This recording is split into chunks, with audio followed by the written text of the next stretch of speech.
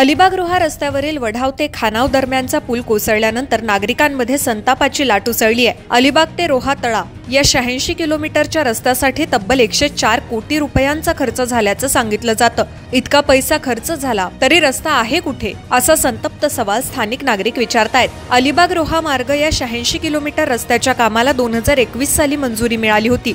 सुमारे 178 कोटी रुपयांच्या या कामाचा ठेका गुजरातमधील अग्रवाल यांच्या मेजे आरए अलिबाग रस्ता प्रकल्प प्रायव्हेट लिमिटेड या कंपनीला देण्यात आला होता। हे काम 2 वर्षात पूर्ण व्हावं अशी अपेक्षा होती। रस्त्याची अत्यंत दुरावस्था असल्यामुळे काम सुरू झाल्यानं नागरिकांना त्यावेळी काहीसा दिलासा मिळाला होता। शिवसेना, भाजप आणि शेकाप या पक्षांनी या कामाचं श्रेय घेतलं होतं। मात्र 4 वर्ष उलटून गेल्यानंतरही रस्ता अद्याप पूर्ण झालेला नाही। ठेकेदाराला अद्यापपर्यंत 100 कोटी रुपयांहून अधिक रक्कम देण्यात आली असूनही कामाचा पत्ता नाही, अशी टीका माहिती अधिकार कार्यकर्ते संजय सावंत यांनी केली। सार्वजनिक बांधकाम विभागाचे उपअभियंता राजीव डोंगरे यांनी मात्र काम 50% पूर्ण झाल्याचा दावा केलाय। रोहा तळा रस्ता पूर्ण झालाय, तसंच रोह्याकडून अलिबागकडे येणारा बराचसा भाग तयार झालाय। काम जसं जसं प्रगतीपथावर गेलं तसं ठेकेदाराला टप्प्याटप्प्यानं पैसे देण्यात आले असं त्यांनी सांगितलंय। मात्र डोंगरे यांच्या दाव्यांवर नागरिकांचा विश्वास बसलेला नाही। अलिबाग रोहा महामार्गावरील केवळ 26 किलोमीटरचा रस्ता तरी का पूर्ण झाला नाही? 100 कोटी रुपये नेमके कुठे खर्च झाले, असा प्रश्न उपस्थित केला जातोय। अलिबाग रामराज पर्यंतच्या रस्त्याची आजही अक्षरशः चाळण झाली आहे। छोट्या उघड्या वारंवार पडत असून प्रवाशांना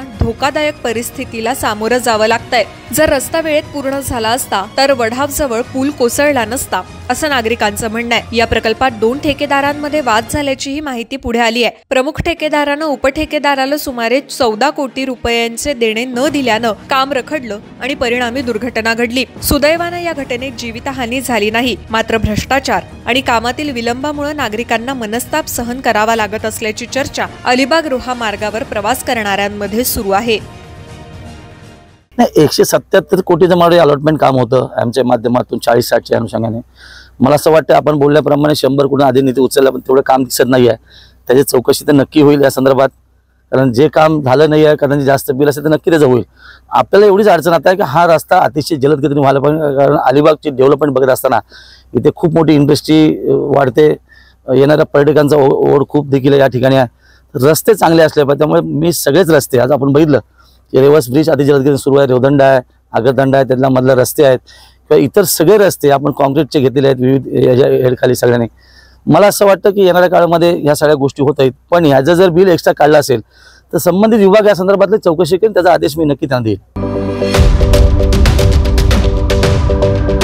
यूट्यूबवर सुद्धा रायगड टाइम्स सर्च करा आणि पहा रायगडच्या कानाकोपऱ्यातील प्रत्येक बित्तम बातमी। आणि हो, लगेच सबस्क्राइब बटनवर क्लिक करायला विसरू नका। रायगड टाइम्स, आपलं चॅनल, आपला आवाज।